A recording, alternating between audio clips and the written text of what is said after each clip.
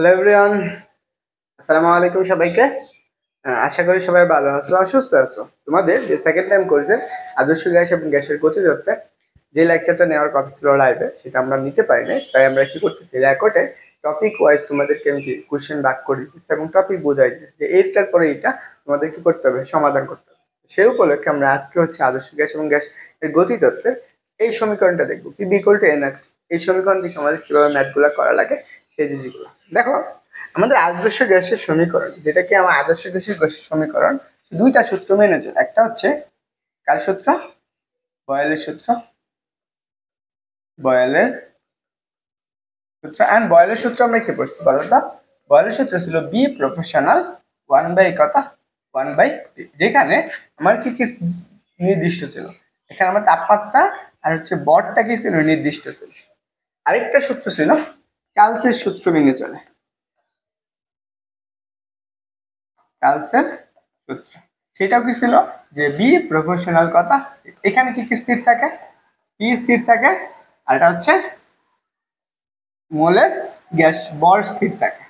এটা আমার চার্লসের সূত্র ছিল। এই সূত্র থেকে আমার কি করতে হবে, আমাদের আদর্শ গ্যাসের সমীকরণ টানতে হবে। দেখো, আমরা যদি দুইটাকে একসাথে কম্বাইন সূত্র লিখি, একই সাথে যদি আমি লিখি যে সমন্বয় করে, আমরা কি পাবো যে আমাদের বি প্রফেশনাল কত 1/, কত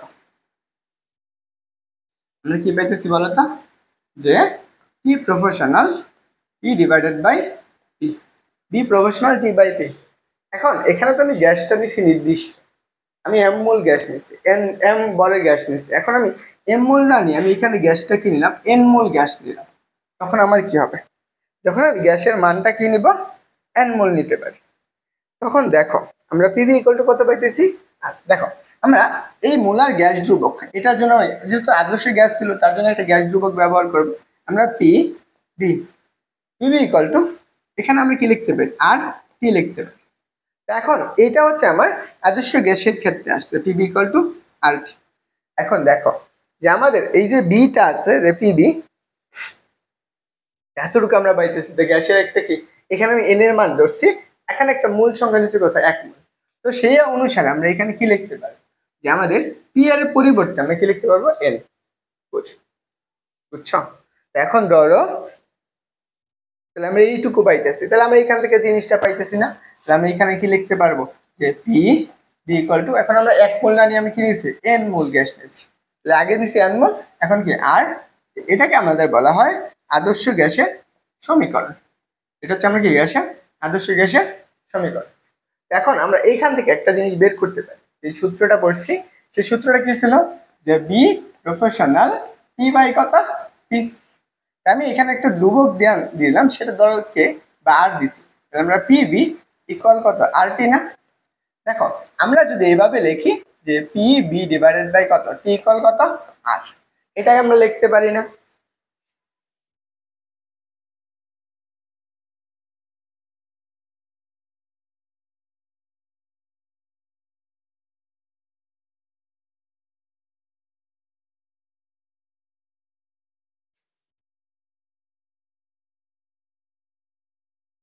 তাহলে দেখো আমরা কি পাইলাম, পি বি ডিভাইডেড বাই টি, আর তো একটা কি ধ্রুবক না, এটা হচ্ছে আমরা কি মূলার গ্যাস ধ্রুবক। এটাকে আমাদের বলা হয় মূলার গ্যাস ধ্রুবক। তাহলে যেহেতু এটা ধ্রুবক হয়, তাহলে আমরা একই চিন্তা করো প্রত্যেকটা পাত্রের জন্য। ধরো আমার কাছে এইখানে একটা পাত্র আছে, এই পাত্রে বা আমরা আদর্শ গ্যাস আছে, সেই ক্ষেত্রে গ্যাসের চাপটা ধরো আমাদের পিওন, আয়তনটা হচ্ছে বিয়ন, আর তাপমাত্রাটা কত, তাপমাত্রা হচ্ছে পিওন। এখানে তো মূলার গ্যাস ধ্রুবক ধ্রুবক থাকে, তাহলে আমরা কি পাবো, P1 বিয়ন বাই T1 ইকুয়াল কত, একটা ধ্রুব সংখ্যাকে। আরেকটা পাত্র যদি আমি এখানে চিন্তা করি, এই পাত্র কি আছে, ধরো আমাদের মূলার গ্যাস ধ্রুবক এন মোল আছে, এটাও এন মোল আছে, তখন তুমি কি পাবা, P2 B2, আর এখানে কত পাবো আমরা, P2 পাবো। তখন আমরা আদর্শ গ্যাসের সমীকরণ অনুসারে লিখতে পারবো P2 B2 ডিভাইডেড বাই কত, P2 ইকুয়াল কত, আমরা এটা লিখতে পারলাম। তাহলে এখন আমাদের যেহেতু দুইটাই ধ্রুব সংখ্যা, তাই আমি এখান থেকে এটা লিখতে পারি না, অতএব যে P1 B1 বাই কত, P1 ইকুয়াল কত, P2 B2 ডিভাইডেড বাই কত, P2। এটা আমার আদর্শ গ্যাসের একটা সমীকরণ আসতেছে। বুঝতে পারছো? বাইরে অনেক বৃষ্টি হচ্ছে, জানি না সাউন্ড কেমন হবে। আমি বৃষ্টির মাঝখানে তোমাদের জন্য ক্লাসের স্লাইড বানাচ্ছি, ক্লাস নিতেছি, যাতে তোমাদের পরীক্ষার আগে, 7 কলেজের পরীক্ষার আগে এই জিনিসগুলো আমরা শেষ করতে পারি। আশা করি এটা তোমরা বুঝছো। এখন আমার এখানে কিছু জিনিস জানা লাগবে, যেমন আমার এই জিনিসগুলো অবশ্যই অবশ্যই জানা প্রয়োজন। প্রথমত আসো প্রমাণ চাপ। দেখো আমরা প্রমাণ চাপটা কি, আমাদের প্রমাণ চাপ হিসাব করা হয়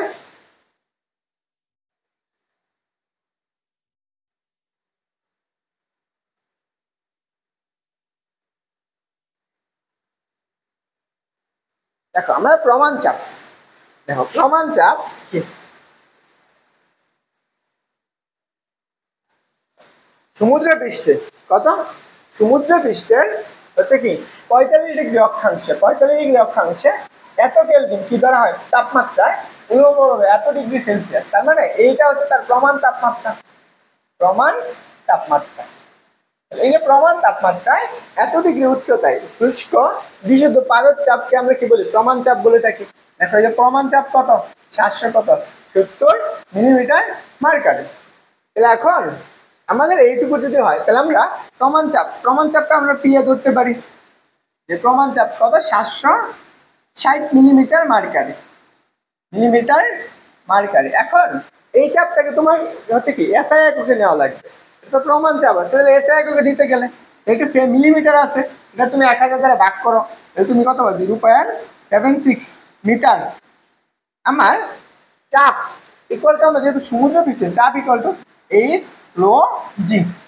দেখো ওই অবস্থায় বায়ুর কি থাকবে, একটা ঘনত্ব থাকবে না, সে বাতাসের ঘনত্বটা কত 13596 ইন্টু অভিলাষের ত্বরণ কত, সেটা 9.806 মিটার পার সেকেন্ড স্কোয়ার, এতটুকু। আমি যে এইচ রো জি বসাইছি এইটার মান কত পাইতা, সেটা এসআই এককে 1013 ইন্টু 10 টু দি পাওয়ার কত, 10 টু দি পাওয়ার 5 নিউটন পার কত মিটার স্কোয়ার। এটা হচ্ছে তার প্রমাণ চাপ। এখানে লেখা আছে যে প্রমাণ চাপ কত 1.013 into 10 to the power 5 Pascal. এইটাকে আমরা বলতে পারি প্যাসকেলও বলতে পারি, নিউটন পার মিটারও বলতে পারি। শেষ। তাহলে এখন আমার প্যাসকেল থেকে আমরা কিভাবে পারদ চাপে নিব, তাহলে দেখো এত হচ্ছে নিউটন পার মিটার, এত প্যাসকেল বা এত মিলিমিটার মার্কারি, যদি আমার 1.013 into 10 to the power 5 Newton পার কত মিটার স্কোয়ার থাকে, এটা যদি থাকে এটা হচ্ছে আমার কি প্যাসকেল বা নিউটন পার মিটারে। এখন আমি এটাকে মিলিমিটার পার চাপে নিব, তার মানে কি সেটা হচ্ছে 760 মিলিমিটার মার্কারি পারদ চাপ, এটা হচ্ছে মিলিমিটার এককের চাপ। তারপরে পাবো এটা যদি সেন্টিমিটারে নেই তাহলে কত পাবো 76 সেন্টিমিটার মার্কারি চাপ। তাহলে আমরা মিটারে নেই, তাহলে মিটার নিলে কত হবে 0.76 মিটার মার্কারি চাপ। এইটা হচ্ছে প্রমাণ চাপের মেন সূত্রগুলো, যে কোন অবস্থায় এটা হচ্ছে মিলিমিটার মার্কারি, সেন্টিমিটার মার্কারি, আর হচ্ছে কোনটা মিটার মার্কারি চাপে, এটা আমাদের কি প্রমাণ চাপ। বুঝছো, এটা আমার কি প্রমাণ চাপ, প্রমাণ চাপ। ওকে, আমার প্রমাণ চাপ গেল, আমরা প্রমাণ চাপের মধ্যে সম্পর্কগুলো দেখছি। আমাদের কি বলে প্রমাণ তাপমাত্রা ও চাপে স্বাভাবিক তাপমাত্রা ও চাপ কি এনটিপি নামে পরিচিত, এনটিপি নামে পরিচিত। দেখো প্রমাণ তাপমাত্রা, আমরা প্রমাণ তাপমাত্রা কোনটাকে ধরা হয়, আমরা যে চাপটা বললাম প্রমাণ তাপমাত্রা আছে না, প্রমাণ তাপমাত্রা। দেখো প্রমাণ তাপমাত্রা, আমরা প্রমাণ তাপমাত্রা কত, প্রমাণ তাপমাত্রা। দেখো প্রমাণ তাপমাত্রা হচ্ছে কোনটা, প্রমাণ তাপমাত্রা হচ্ছে যেখানে দেখো যে তাপমাত্রা প্রমাণ থাকবে বরফ গলে পানিতে পরিণত হয় বা পানি জমে বরফে পরিণত হয়, সেটাকে আমরা বলি কি প্রমাণ তাপমাত্রা। আমরা সেলসিয়াস স্কেলে প্রমাণ তাপমাত্রা, সেলসিয়াস সেলসিয়াস স্কেলে সেলসিয়াস স্কেলে প্রমাণ তাপমাত্রা কত 0 ডিগ্রি সেলসিয়াস, আর হচ্ছে কেলভিনে কত, কেলভিন হচ্ছে -273 কেলভিন, এতটুকু। এটা হচ্ছে প্রমাণ তাপমাত্রা। তাহলে ফারেনহাইটে কত, ফারেনহাইটে হচ্ছে কত 32 ডিগ্রি ফারেনহাইট। তা এই যেটা হচ্ছে তার কি প্রমাণ তাপমাত্রা, এগুলো একটু মাথায় রাখবা যে প্রমাণ তাপমাত্রা কোনগুলা। ওকে, আমরা প্রমাণ তাপমাত্রা গেল, তাই তো। এখন আসো পরের জিনিসটাকে, প্রাণীর তড়িৎ বিন্দুর তাপমাত্রা। দেখো তড়িৎ বিন্দুর তাপমাত্রা এটা আমরা হচ্ছে আদর্শ গ্যাসে পড়ছি, আদর্শ গ্যাস যেহেতু বলে দেয় প্রমাণ তাপমাত্রা ও চাপে যেখানে একই থাকে সেটা হচ্ছে পানির তড়িৎ বিন্দুর চাপ। পানির তড়িৎ বিন্দুর চাপ হচ্ছে কত 700, আমি এখানে কত বলেছি 4758 মিলিমিটার মার্কারি, তাই না। এই চাপটা পাইছি মার্কারি প্রেসার, এটা হচ্ছে পানির তড়িৎ বিন্দুর চাপ। তোমাকে যদি এসআই একক যদি বলে নিউটন তার মিটার এককে পানির তড়িৎ বিন্দুর চাপ কত, তখন কি করবা?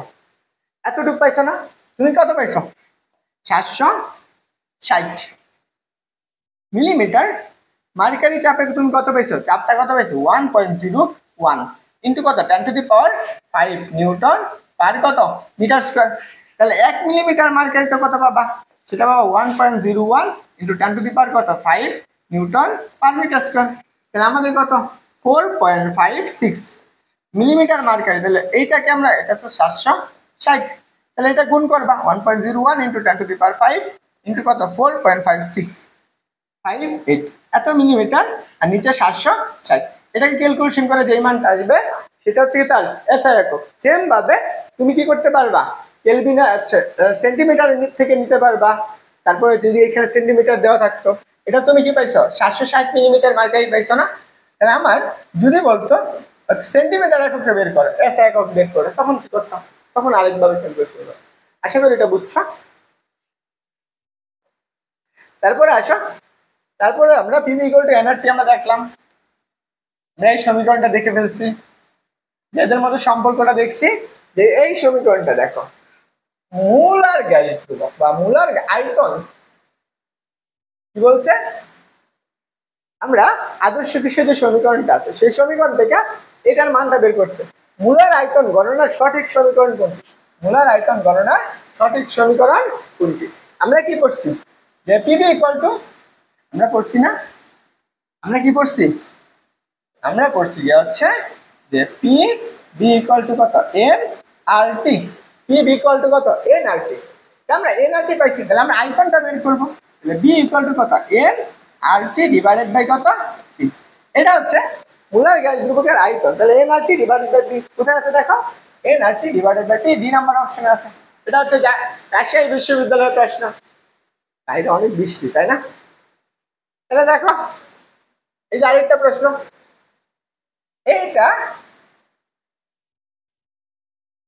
এটা আমার ঢাকা বিশ্ববিদ্যালয়ে আসছিল কত সালে দেখো 95 এবং 96 সালে আসছে। বলছে কি তাপমাত্রা 1 লিটার বায়ুকে উত্তপ্ত করা হলে যতক্ষণ না পর্যন্ত বায়ুর আয়তন চাপের দ্বিগুণ হলো চূড়ান্ত তাপমাত্রা কত। আমার একটু বুঝো, এখানে একটা গ্যাস আছে, ধরো এটা একটা পাত্র আছে, এখানে বাতাস আছে, যেখানে আমার তাপমাত্রা হচ্ছে কত, এখানে B1 হচ্ছে কত 1 লিটার, এটা বলে দিছে। এবং বলছে এখানে প্রমাণ চাপটা আছে, ধরো দেখো এখানে আমার প্রমাণ চাপটা কত, চাপ হচ্ছে কত আমাদের P1 এবং আয়তনটা কত, ধরে নাও আয়তন হচ্ছে আমাদের B1, যে আমার আয়তন B1, কিন্তু এখানে তাপমাত্রা বলে দিছিল কত, সেই তাপমাত্রা বলছে T2। পরবর্তীতে বলছে যতক্ষণ না পর্যন্ত বায়ুর আয়তন এবং চাপ দ্বিগুণ হয়, তাহলে চাপ যদি দুইটা, ধরে নাও এই গ্যাসটা আছে, এখানে তাপমাত্রা হয়েছে আমাদের ধরো T2, এটা আমরা জানি না।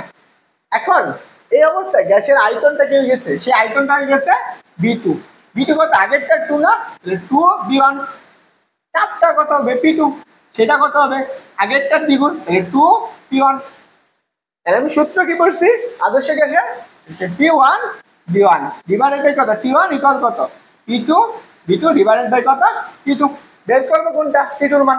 আমরা দেখো আমার যেহেতু আমাদের এইটুকুর মান হচ্ছে কত T1 না, তাহলে আমাদের এখান থেকে T2 এর মানটা বের করতে হবে। আমরা T2 সমান কি লিখতে পারবো দেখো তো, এখানে P1 B1 sorry P2 B2 P2 B2 আছে কত T1, নিচে কত আসবে P1 P1, এই মানটা এখানে বসাও। দেখো P2 কত 2 B1 আচ্ছা, B2 হচ্ছে P2 P1 ইন্টু কত T, নিচে কত আসবে P1 এখানে এটা কাটা এটা কাটা, তাহলে আমাদের থাকতেছে কত 2 দুগুণে 4। আমরা টি টুর মানটা কত পাবো? টি টুর মান হচ্ছে 4t। এটা হচ্ছে আনসার। আনসার কোনটা হবে? 2 নাম্বারটা, এটাই সঠিক উত্তর। বুঝছো? এখন আমি হচ্ছে এটা আনসার বের করছি, যদি না সাউন্ডের জন্য তোমরা বুঝতে পারছো কিনা। আমরা এই ক্লাসটা বাকি অংশটুকু পরবর্তী ভিডিওতে পাওয়া যাবা, এবং এইটুকু তোমরা বুঝছো কিনা এটা একটু লাইক কমেন্ট এন্ড শেয়ার করে জানাবা, এবং তোমাদের যে বন্ধুরা আছে এবং ছোট ভাই বোনরা আছে তাদেরকেও জানিয়ে দিবা যে তোমাদের যে সেকেন্ড টাইমার যে কোর্সটা আছে সেই কোর্সে ভর্তি চলতেছে। সবাই ভালো থাকো, সুস্থ থাকো, আসসালামু আলাইকুম।